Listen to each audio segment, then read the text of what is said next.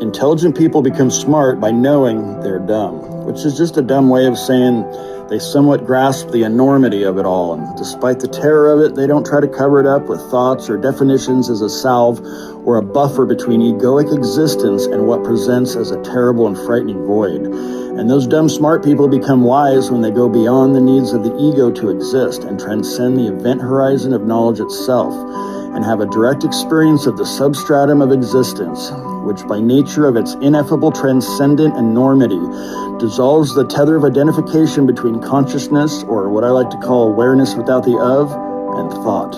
And initially, yeah, it's a big fucking deal, like when the raindrop enters the ocean. It loses itself in enormity, and the backflow of that experience courses through the body in what can only be called bliss, like some kind of mystic, euphoric quantum orgasm. But when that drop comes back out, it realizes it's always been water and its nature is just to be wet. And it's like, duh, I've always fucking known without knowing I know. In a similar way, the proof that a primordial, lucid, cognizant ocean of awareness is in fact the permeating undercurrent of reality is that you are aware of reality. The drop that enters the ocean will eventually come back out, left only with one thing that's true.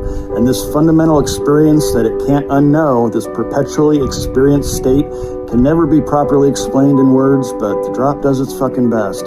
And if it's not careful, it'll obscure this experiential awareness once again by the thought plane's need to encapsulate it within a narrative.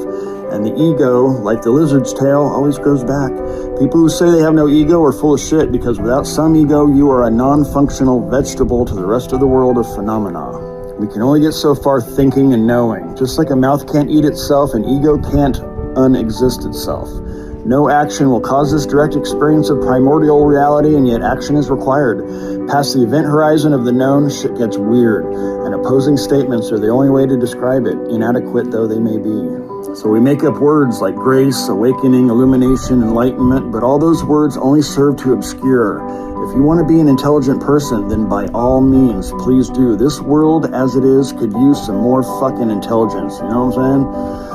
But perhaps if one feels compelled to jump back aboard the evolution train, it's going to take some very different twists and turns. It requires a willingness to go against the grain of everything you are, because you see, it's not a thing you do or acquire or learn. It's a release, a letting go, a process of unlearning, a dissolving, which triggers an unexplainable merging event, which, and depending on how many times the drop of ego you call me dips into the ocean and you lose yourself, it eventually simply reveals what the fuck you actually are and have always been since before time was even a thing.